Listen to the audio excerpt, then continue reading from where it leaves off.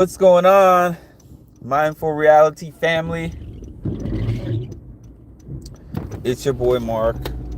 I'm here. Just an update for this car Maria. Continue on Lawson Boulevard for Sorry about that. My GPS wants to be rude. Just a brief update for this car Maria interview situation. Not to make excuses, but I've said this before. When working with most of these people who are reality stars slash social media influencers, their schedules are, I don't know how best to say this, but their schedules are fluid.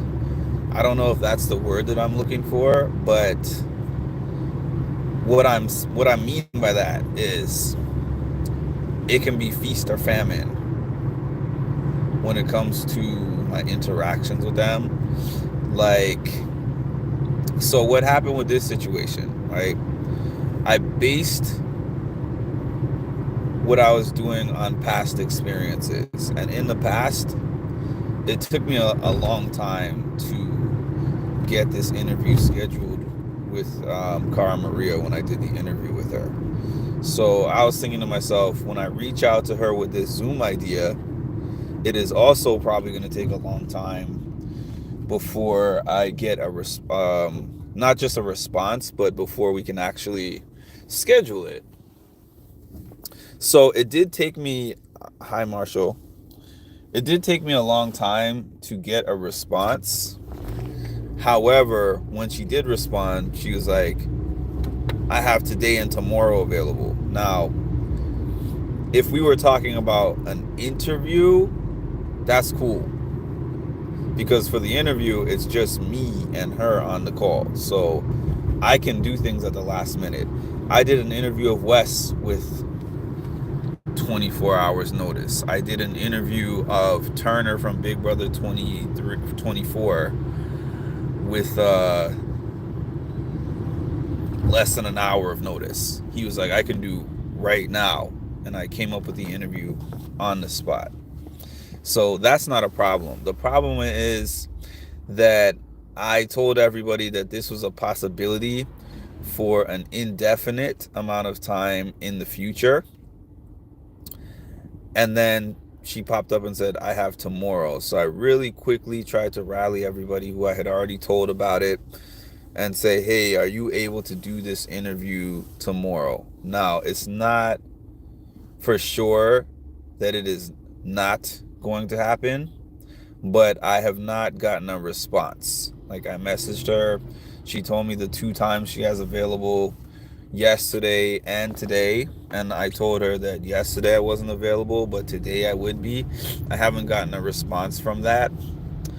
I know that she will get to it when she can get to it. Like, I know that she'll get to it at her earliest convenience, because I do know there are some people who are just flaky, and she's not one of them. She just has a packed schedule. So she told me that sometimes she misses things. She gets to them when she can get to them. So apologies if it doesn't end up happening today, but just because it doesn't happen today, if it doesn't happen, does not mean it won't happen at all. I'm confident that I will get some kind of an answer to that, and I'll figure out, what we do moving forward. So that was just a disclaimer, because when I put it on Facebook, some people are like, oh, are you just trying to get money? Is this a scam? No, I'm not. I have a 3 to 4 year reputation online at this point. So people who have followed me know that I have never done anything like that. And if anyone contributed towards that, if by some circumstance it didn't happen, I'll send the money back, because I haven't touched the money. The money that I asked for was because I am providing her compensation for being on the call. So I've done other things before where I have just straight up paid for it and nobody gave me a dime. I paid for it myself and wasn't assisted or anything, and I just did it for the benefit of my page. But something that I have started to feel like more recently is that, I'm providing a service by helping to do this for the fans. It's not for me because I can get in contact with her. I have my own way to get in contact with her. If I want to speak, if I want to schedule something, I have a way of doing that, and not all of the fandom does. And as I put out my interview, the fans were like, I would love for a chance to speak to Kara. I mean, I will say you can always go on her Instagram and click the link. They have, paid ways to communicate with her. Those are not cheap, but you can do that. But I just thought it was a cool thing to do a specific fan base where I provided a way for y'all exclusively to be in an intimate setting like a Zoom where you can either ask her your questions or at least be able to hear her speak live for those who are fans. So that was my reason for doing that. I always think of things like that to try to bridge the gap and, connect people to their favorites. Yeah, so that was basically just a quick thing that I had to say about that. In terms of, we're Thursday already. We're already into February. I hope that y'all years are going good so far. Just a reminder, things don't happen for you unless you plan for those things to happen. So you can want something, you can dream about it, you can think about it all day, but none of those things are going to make it happen unless you make it happen. And that's something that I have had to remind myself of again. Like, hey, Mark, just having the intent doesn't get you there. Oh, what is that saying? Shoot. I don't remember the exact saying, but something to the effect of a inch of movement is more than a mile of intention. In other words, intent doesn't get you anywhere. Just saying, I want this doesn't get you anywhere.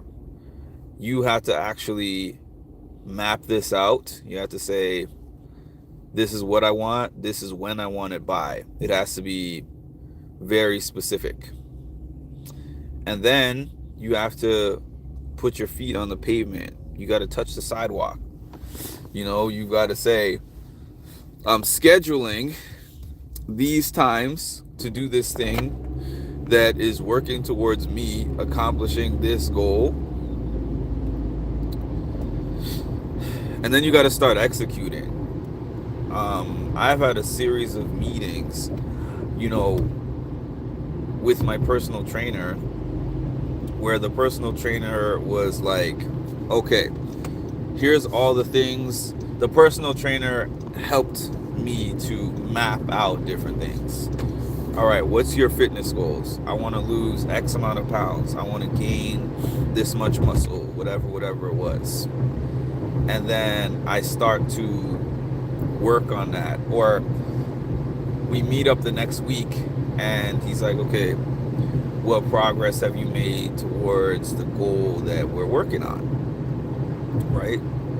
So sometimes there's been no progress made, despite the fact that there's a map and despite the fact that there's a plan. And the only thing is, I just didn't execute the plan. Like, when it came time to go buy the groceries and do the meal prepping, I didn't do it. Or when I had a scheduled gym time to go to the gym and do my cardio or do my weight training or whatever, I just simply didn't do it. So the planning phase, that's an important part of everything, but then the execution. And in order to get the execution down, sometimes it just boils down to how bad do you want it. I'm somebody that says, despite all the factors that I can say have contributed to me not getting the things that I want in my life, I always tell myself that the biggest factor is that I don't want it badly enough. I'll give you an example. When I was 18 years old, 17 years old actually, about to turn 18, I graduated to high school at 17, and at that point in time, I told my mom, it's like, I don't want to go to college. I want to go to this school that I found for photography. And I knew one of my friends was actually going to that particular school. It was a trade school. I think that you did like 6 months of training, and then I believe that they even connected you to different agencies or something to that effect. And I knew one of my friends that was doing it, like I said. So my mom ended up telling me, I don't think that's a good option, because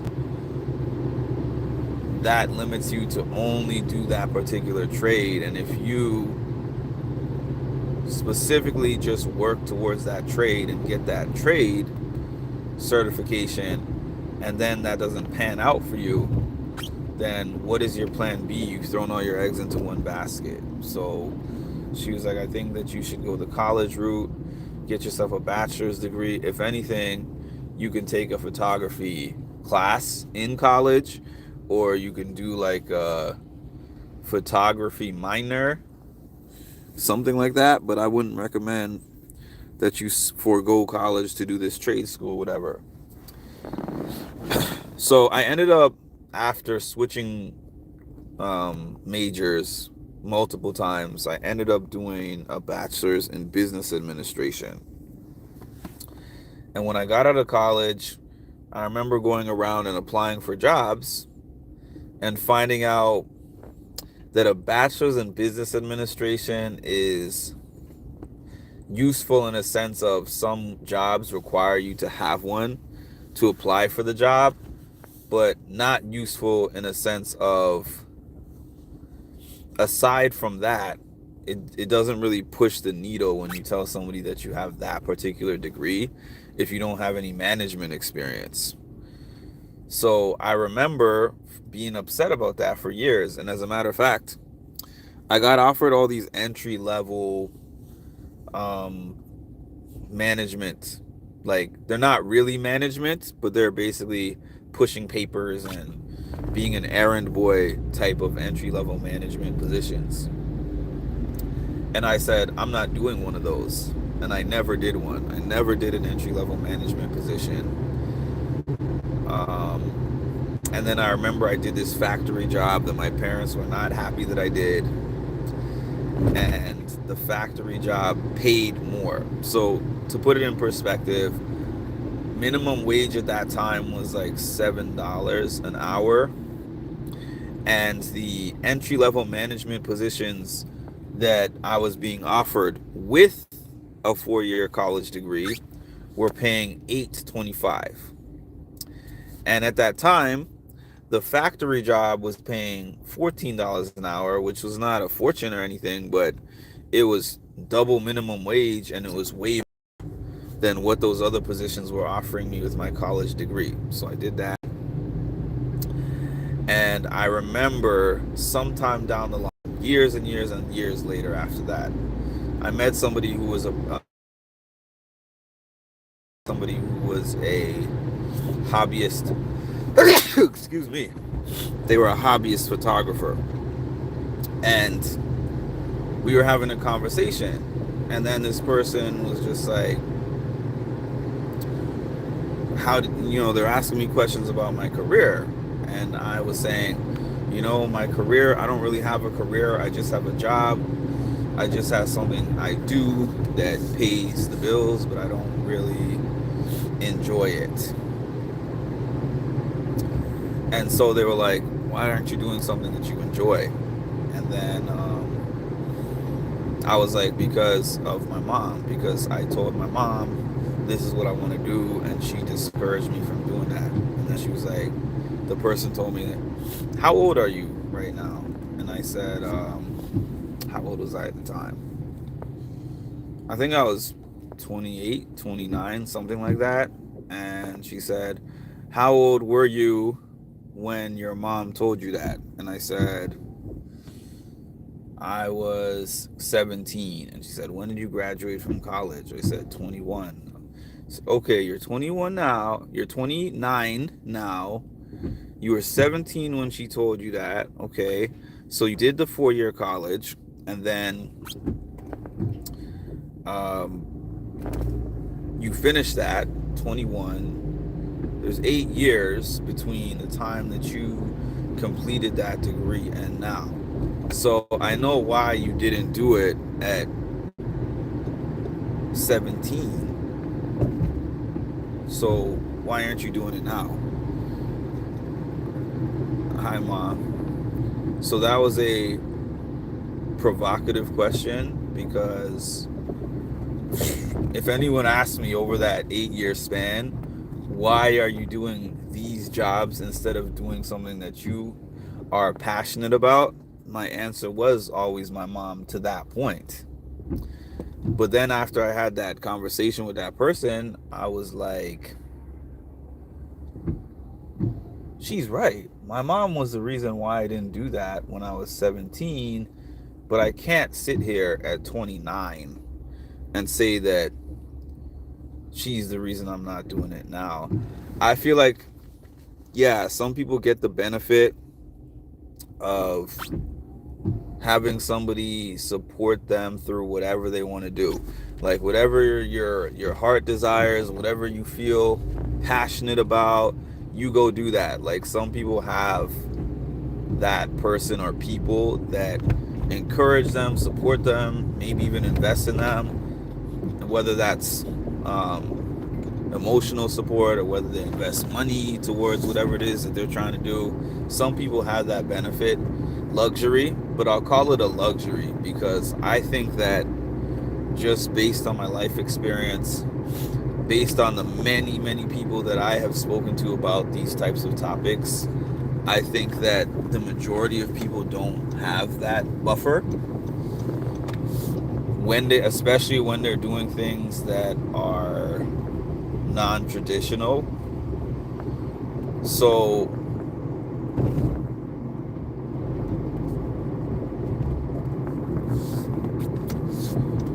you have to learn to be that person who is willing to step out on your own in a sense, and to also just take accountability for where your life is at this point. Your parents or your guardians or whoever raised you, Marshall, if you're still here, you can answer that in the comments. They raised you up to a certain point, and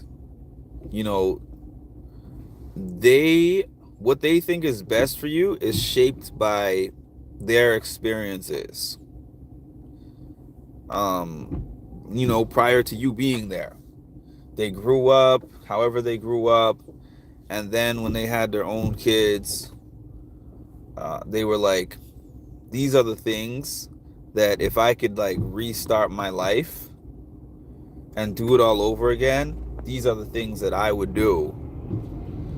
And sometimes those things that they think you should do are the things that they have done.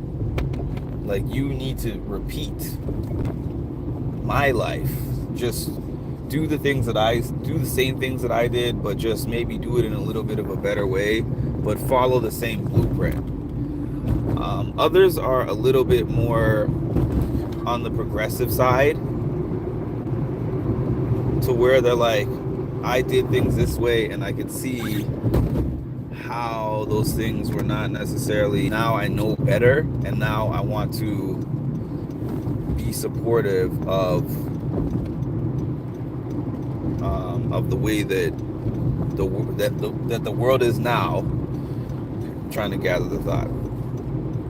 The world is a different place now, so I know that things are not going to be done in the exact same way that I did them previously, because we're always changing and things in the world are always changing. So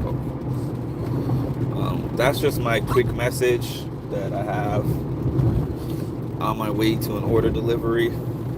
So I'll probably jump back on here a little bit later. I'm gonna update you guys.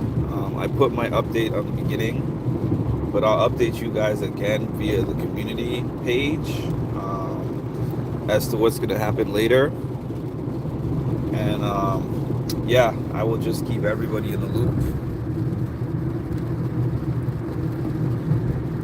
That's great, Marshall.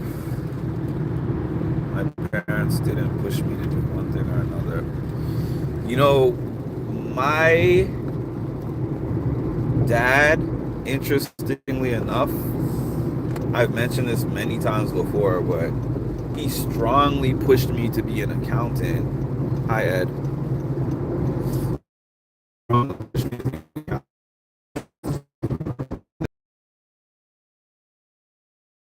Last like 3 to 4 years when I was taking care of him, he told me that if he could do his life all over again, that he would follow his passion instead of just doing the stuff that he was trying to push me into doing. So I thought that was really interesting. But anyways, I'll be back later for sure. I don't know when that later is going to be. It kind of depends on whether I receive this contact back. If I receive the contact back within the next what time is it now? About 12:30 my time. If I receive the contact by 3 o'clock, I'm probably gonna stop what I'm doing and get home so that I can prepare for this call. But if that does not happen, I'm probably gonna continue to be out doing some more orders. But in the meantime, if you're new here, please make sure to like, comment, and subscribe. And hit that notification bell to get notified of when I drop some more great content. Thank you all and have an amazing day.